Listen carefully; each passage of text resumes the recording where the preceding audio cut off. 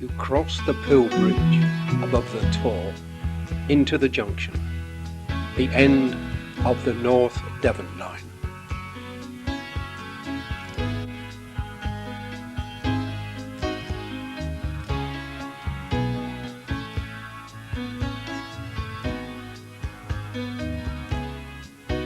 Ending now where once in August 1854 High Hopes began, and nothing of them now but a tenuous link with Exeter, but memories all the way.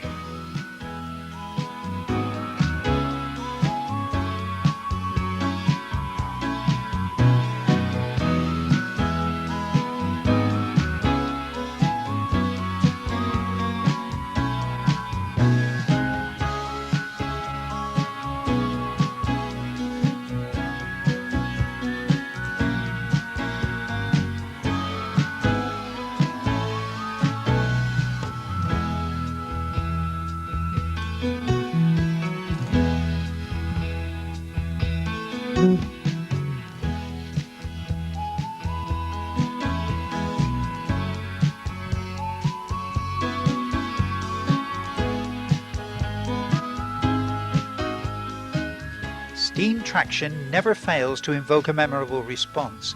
There's something about the power of a steam engine that will always inspire a feeling that man, despite his failures, managed to create a living masterpiece when he produced these giants of engineering.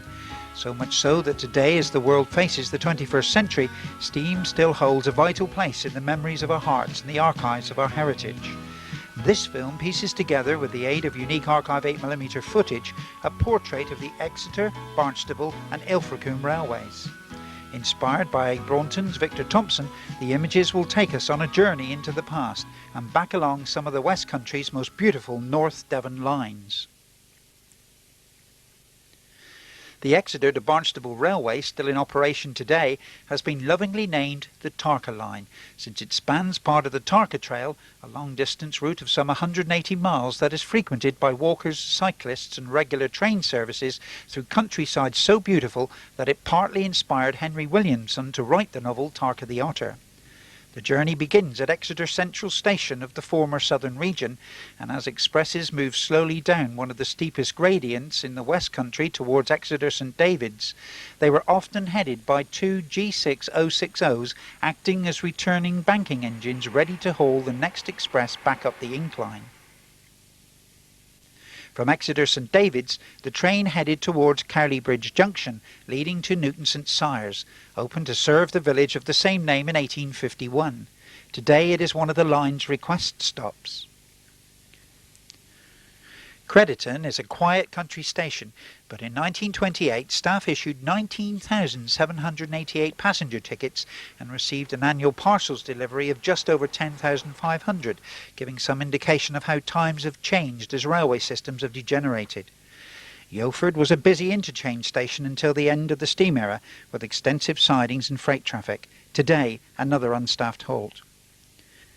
Just 1 mile from Yeoford, the lines divide, Okehampton and Plymouth to the west, and the other to Cobblestone, the highest point on the line from Exeter, where the country station is situated at the main road junction of Okehampton and Barnstaple. Then on to Morchard Road, built to serve the village of Morchard Bishop, just over 2 miles to the east. Today another insignificant request stop, but in 1928 over 200 passengers frequented the station on average each week. Lapford, close to the River Yeo, still enjoyed freight deliveries of fertiliser until 1993, when road transport proved a worthy competitor, leaving this beautiful country station, today with its private dwelling, a grim reminder of the decline of the railway network. Exford, the only passing place apart from Crediton on the line, is near the famous Forreston Exford House. It is here that the Tarka Trail really begins.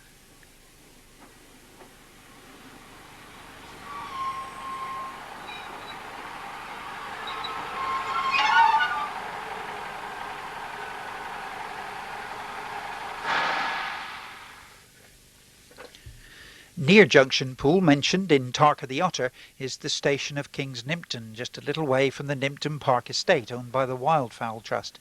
Here passengers are provided with a bus-type waiting shelter which stands conspicuously before the former station building, now a private dwelling.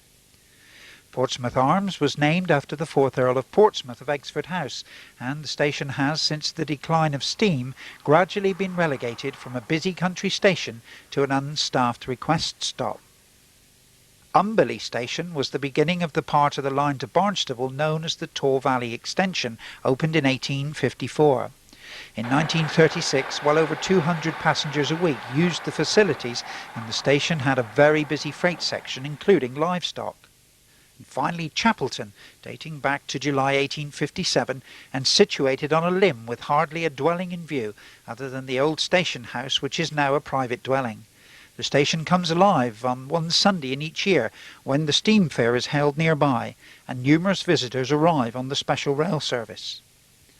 Then into Barnstaple, today the end of the Tarka line from Exeter, but as we shall see later, once a busy junction buzzing and alive with activity.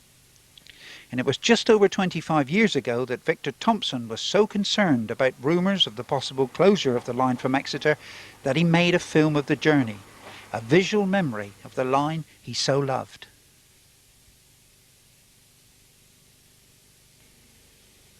It began down in the hole, the cutting below Exeter Queen Street. A railway yard like a royal parade ground.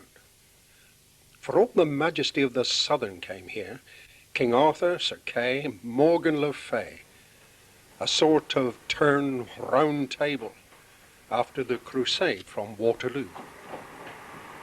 And from here, engines with regimental numbers took the war west of the Creedy, through the North Devon outback, to forge a link with Arthur's seat at Tintagel. The old green banner of the Southern still has the air of a mission, and where else but a cathedral city would put an ultra rail around a departure bay.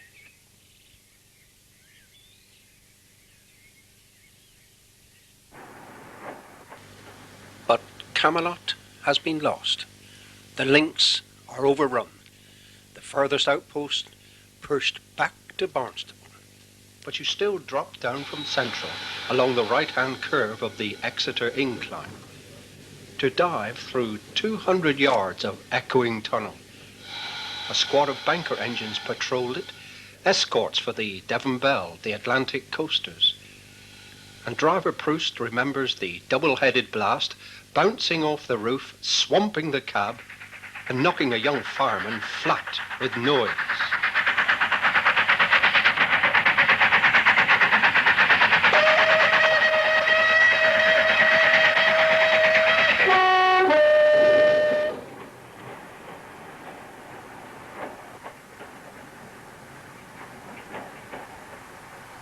For a moment you hover over St. David's before the swoop down to the old Great Western line.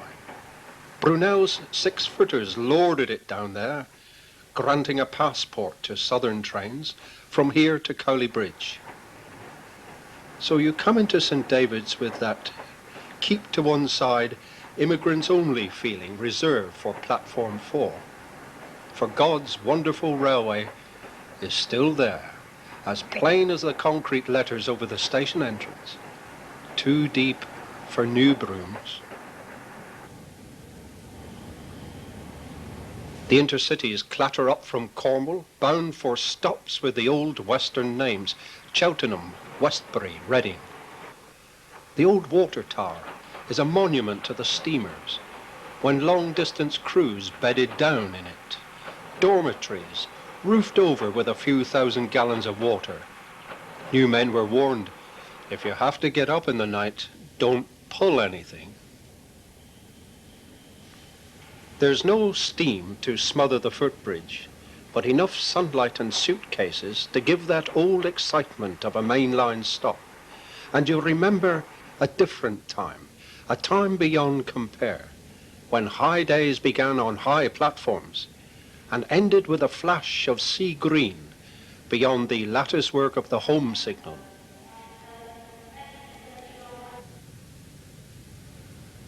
At the northern end of St. David's is a controlled crossing, where main road traffic tries to beat mainline trains. The barriers snip off the passing parade with every notch on the timetable. You can't raise a camera without someone putting on a daily act hell-bent on suicide